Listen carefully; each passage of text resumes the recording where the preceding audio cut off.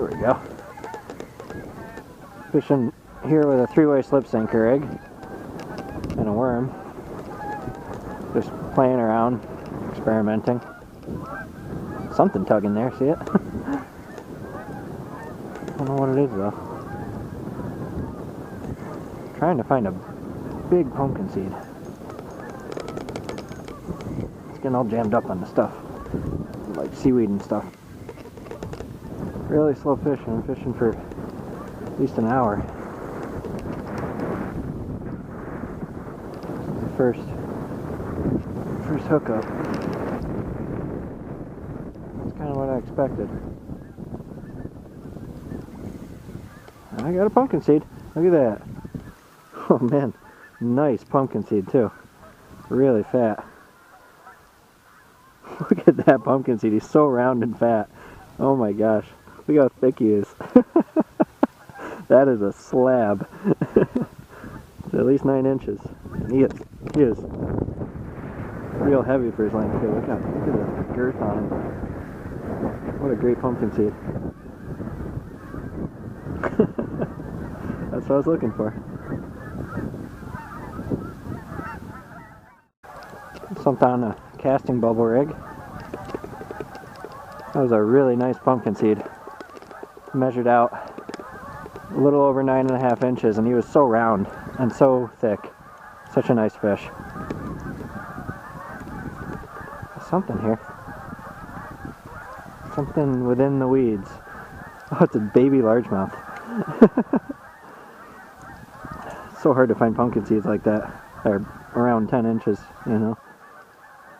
And he was such a nice looking fish too. Really remarkable pumpkin seed. I might come back tomorrow morning, keep fishing. That underwater grass is dying. Yeah, I got something. Seems like a bass. But looking for some more nice seeds. I'm probably gonna come back early tomorrow morning, round out this video, see if I can get some more pumpkin seeds. That was such a beauty. Like 9.6, I'd say it was. And it was so round and thick too. It was such a nice pumpkin seed. You know, they don't seem to get as big as bluegills from my experience, so, you know, and 10-inch bluegills around here are pretty remarkably rare. I've caught them, but it's not often. It's like 1 in thousands. Caught a lot of bluegills and pumpkin seeds, and, you know, 9.5+ inch pumpkin seeds, since they don't get as big as bluegills, are pretty rare too. It seems like a bass. Another little largemouth. And a worm again. All tangled up in the weeds. A little 12-inch or so.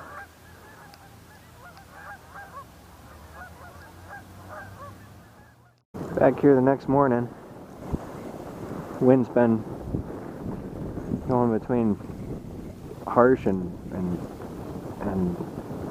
still pretty bad.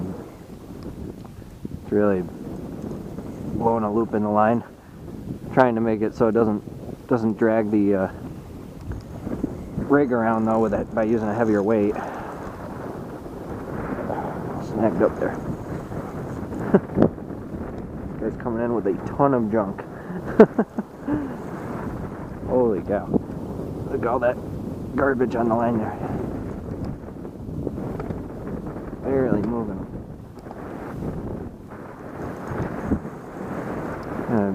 Take a stab at another, hopefully even bigger pumpkin seed. Would be wonderful if I can get a true big one. And that one yesterday was pretty big. Not a common fish at all, but 10+ would be amazing. I'm trying to earn it the hard way. I feel them on there. I just felt them wiggle. Another bass. There's gonna be a lot of little bass mixed in, I guess. It's not surprising. Still just fishing a 3-way slip sinker rig with a nightcrawler. 12, maybe 12 incher. Barely. Fishing's a little quicker than I expected, but if I don't start getting into pumpkin seeds in a couple hours, I'll probably hop to a... Man, I'm gonna get weeds every time.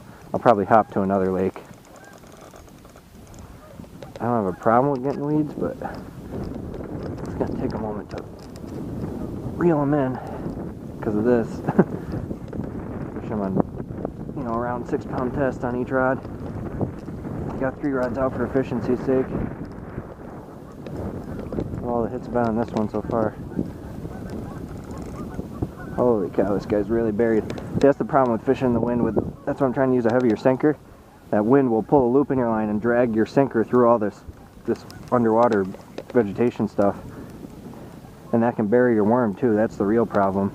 I don't mind the fish getting all tangled up in it and taking them in, reeling them in, but if your worm gets buried in it, then the fish doesn't find it as easy.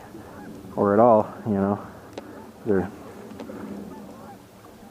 Come on, more pumpkin seeds. Probably gonna get more bass than pumpkin seeds, but I'm hoping to get some more big pumpkin seeds. That looks like a bass. Oh man, so many tiny bass. I have to fight through these guys to get the sunfish.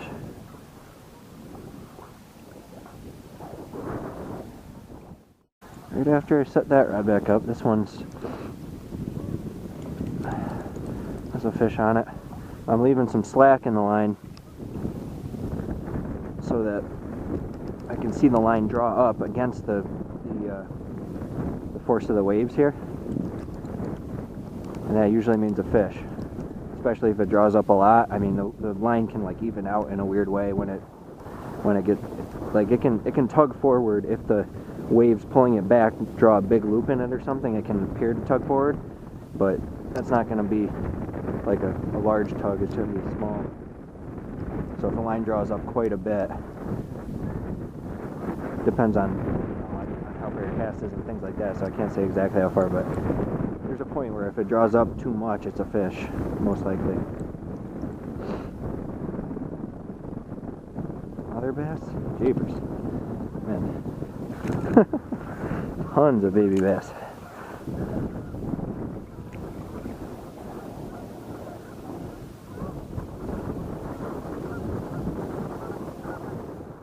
Tricky fishing.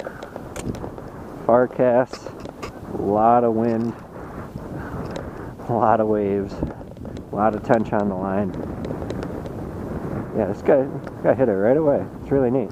Right after I cast it. It's another little bass though.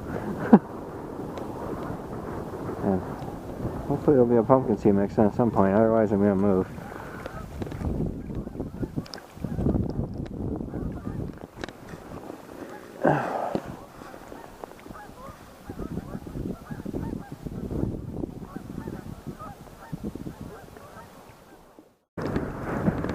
Every cast. It's my best option though. That's what's working.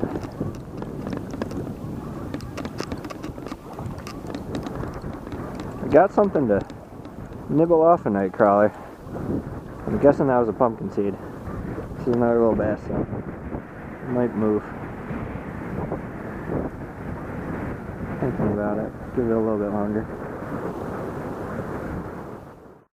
Cold front day too. It was snowing when I woke up this morning. First time this year. Just a little bit. Nasty wind though. It's calming down at some points. There's some pretty vicious gusts between these rigs a little bit. It's a lot of the reason these are all tangled up in the weeds. They're dragging a little. You know, I'm using an 1.5 ounce sinker. Another bass? Another little bass. Wow.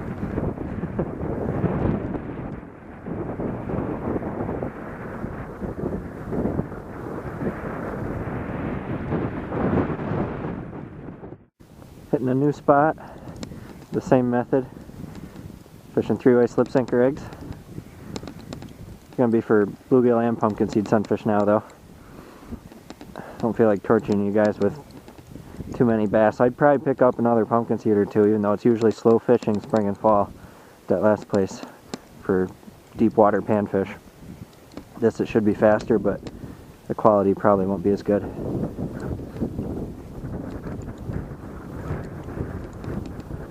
Did get a big gill here the other day though. Bigger than that pumpkin seed, so you never know. That's a quality pumpkin seed though. You know, anywhere you go around here, that's a nice one. You know, what I find, they don't tend to get as big as the gills, so these, you know, round, pushing 9 inches are nice, thick, above average fish. Got a couple hits out deep, but they're picky. It's tougher to, they strip you easier when it's really windy out. So it's hard to let them run with it for a bit. Too much tension on the line. But I'm dealing with it best I can.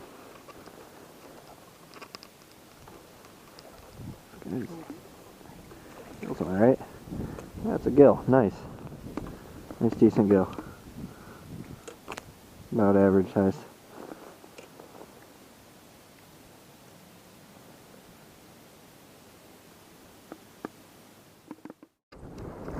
Oh man, too good.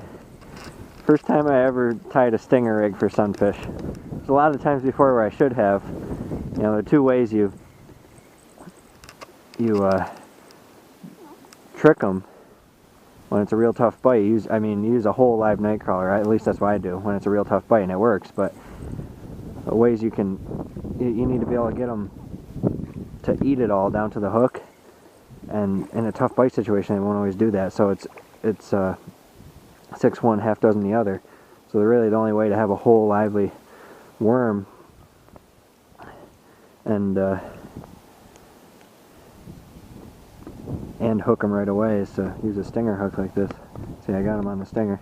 They've just been stripping me. That last gill was a 9. This one's probably just a touch under that, 8.5 or so. See the rod bopping there? One set the hook on itself. So I'm using the stinger rig on both these rods now. It's working out way better. Let me try and describe what I just fumbled to say a little bit better. When sunfish are aggressive, using a little piece of nightcrawler or a shred or whatever on just a single hook is great, because they'll pick it up and you can set the hook on them right away. They don't have to eat it down or anything, and you don't have to risk them dropping it. You're setting the hook on them right away. So when they're shy, I like using a whole lively nightcrawler. That movement really triggers them.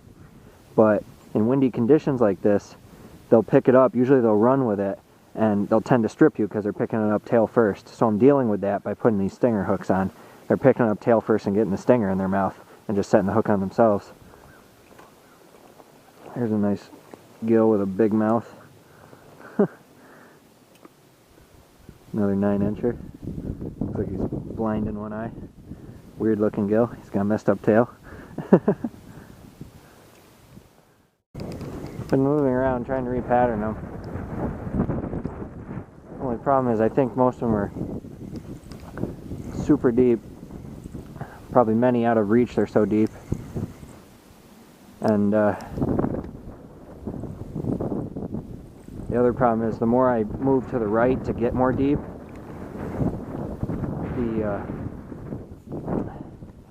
the murkier it is, because that's into the wind.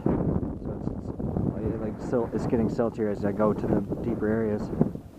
That looks like a hybrid right there. See how there's less red on the ear right there, but it still has the pumpkin seed marks on the face, even though they're faded. Pretty sure that's a bluegill pumpkin seed hybrid. Stinger hook's working. Might be a couple stacked up here.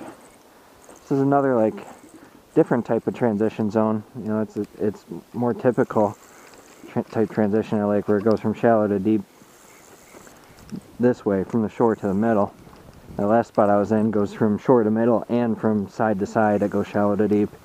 So it's a better transition. The spot I think is deeper though. It's just like what I was trying to reach over there by casting far left. You know, I should mention that murky water isn't always bad. It's generally good, but keep them out of that, jeepers. But oh, that's a nice seed, really thick. But I usually don't like it for bait fishing in general, especially for bait fishing for sunfish. It just slows it down. And another quality pumpkin seed. Not super long, but real round, thick fish.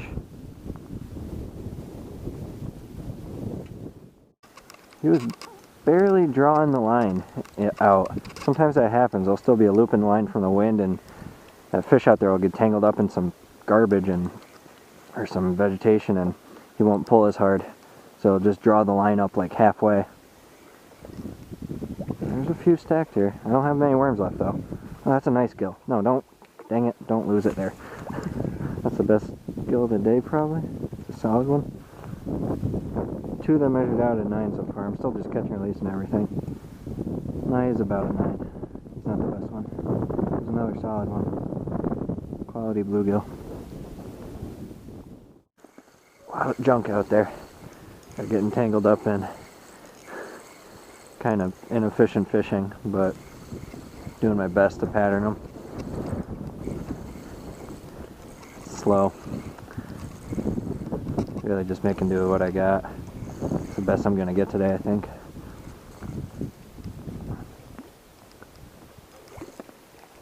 There we go. That stuff right there is really annoying.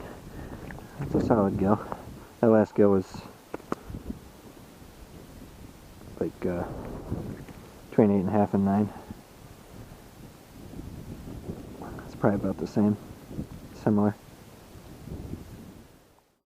See how the line's all tight without it moving? There's no like major bow in the line even though there's a lot of wind. That means there's a fish. I would bet on it.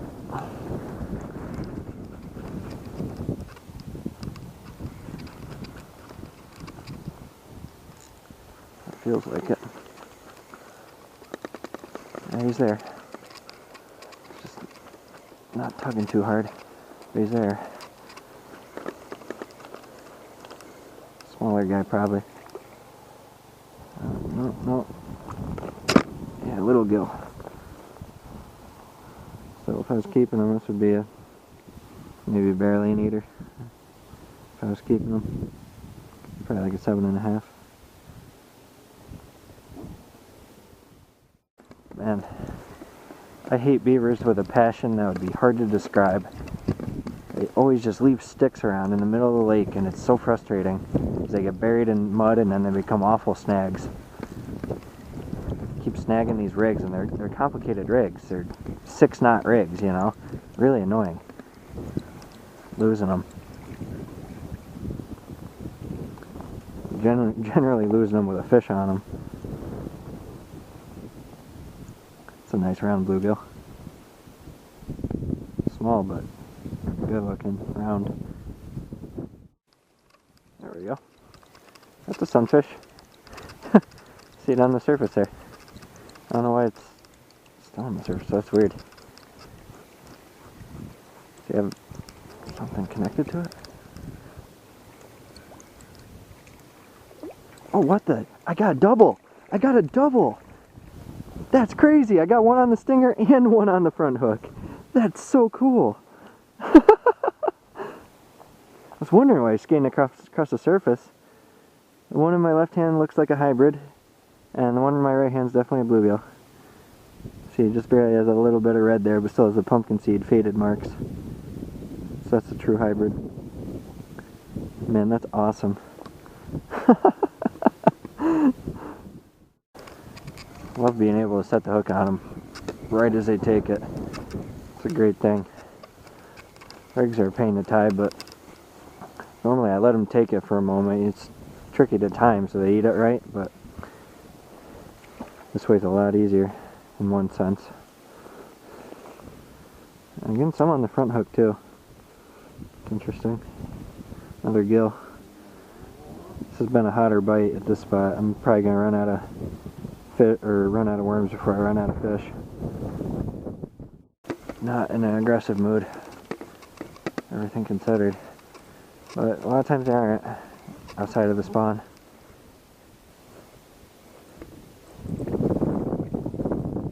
You just gotta adjust day to day, figure out their mood and how much they've shifted, and then you're good. That's the hardest part.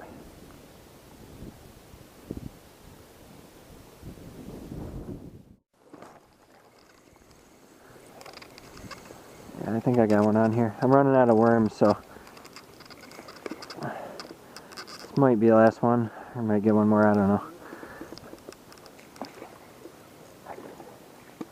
Oh wow, there's a nice hybrid. It's a real nice hybrid.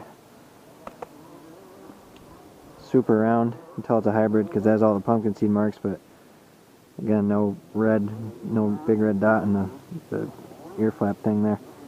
Usually the hybrids are rounder too, from what I see online on bluegill sites.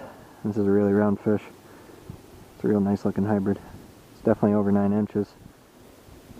Real tall in the back. Beauty. Yep, I got him. It's going so many different directions. I was just waiting for an erratic tug pretty much. There's so much motion on the line, the waves as well. You just gotta look for something that breaks the rhythm. Shoot, get him over this junk here. Okay, that was lucky. That wasn't. Get over here. That works. Alright. Might be the last one. There he goes. Got one on each of my last worms. It's a good deal, I guess.